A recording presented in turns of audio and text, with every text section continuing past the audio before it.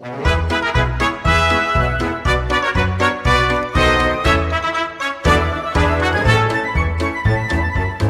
is February 16th, 1720. This is a live intelligence dispatch delivered directly to readers in the American colonies. We are reading the front page of the American Weekly Mercury. The dateline captures global events exactly as they were reported in the early 18th century. The lead story originates from Hamburg, detailing a diplomatic crisis rapidly escalating across Europe. The central figure pushing this crisis toward conflict is Frederick William, the King of Prussia. He has received intelligence that his neighbor, the Elector Palatine, has issued strict orders to censor and suppress his Protestant subjects. The catalyst for this suppression is a specific religious text. The Elector confiscated copies of the Heidelberg Catechism, taking offense to its 80th question. In response, Frederick William publishes an open letter, stating he is surprised and afflicted to hear of the censorship. In 1720, European borders were defined by theology as much as geography. Confiscating a localized religious text violates the delicate balance of power, immediately converting a domestic dispute into an international military standoff. The Prussian king bases his threat on a specific legal argument, declaring the censorship directly opposite to the Treaty of Westphalia. Signed in 1648, the Treaty of Westphalia ended the 30 Years' War.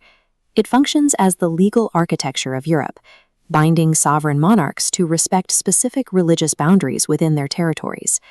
Frederick William defends the Catechism under this treaty, arguing it is a protected, symbolical book representing established Protestant doctrine. The Elector Palatine views the 80th question of this specific catechism as an attack on the Catholic Mass, making its distribution a threat to his domestic authority. On the second page, the tone shifts to military force. The dispatch outlines a brutal calculus. The King of Prussia will use severe reprisals upon the Roman Catholics in his domain. This threat is backed by orders to raise several new regiments. A military coalition is forming. Troops from the electors of Bavaria and Cologne prepare to join the Prussian regiments, boxing the Elector Palatine in from multiple fronts. The Westphalian peace was maintained through constant, aggressive military posturing, where every territorial boundary was enforced by the threat of immediate mobilization. While European powers lock bayonets over religious boundaries at home, they are simultaneously projecting military force across the Atlantic. Lower down on the page, a dispatch from Paris details a looming intercontinental conflict. The intelligence reports an expedition for attacking all the Spanish colonies, orchestrated by the French. The planned invasion begins deep in the Gulf of Mexico, with an initial strike plotted at Veracruz.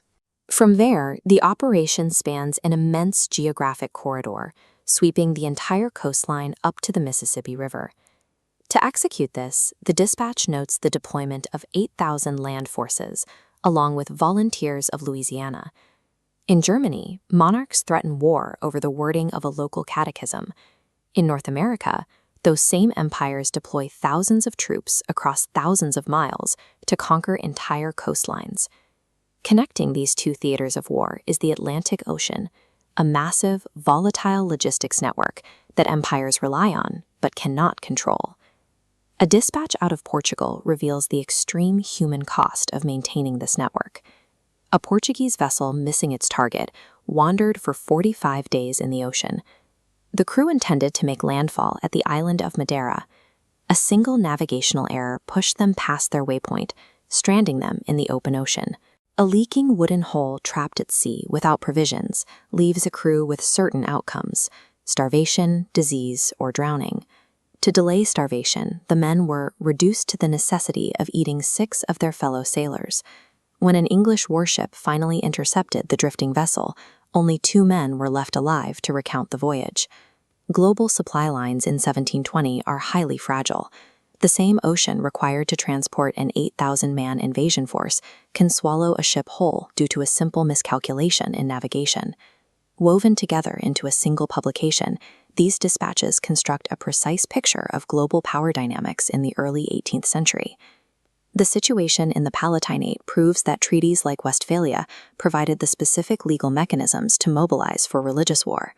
The expedition to Mexico shows the immense human and financial capital European empires were prepared to expend on North American expansion. And the maritime disaster off the coast of Portugal underscores the extreme environmental risk that underpins this entire global system. To a reader of the American Weekly Mercury in 1720, the world is a highly volatile theater, defined by aggressive militarization, colonial conquest, and a desperate daily fight for survival. The Daily Dispatch, history in print.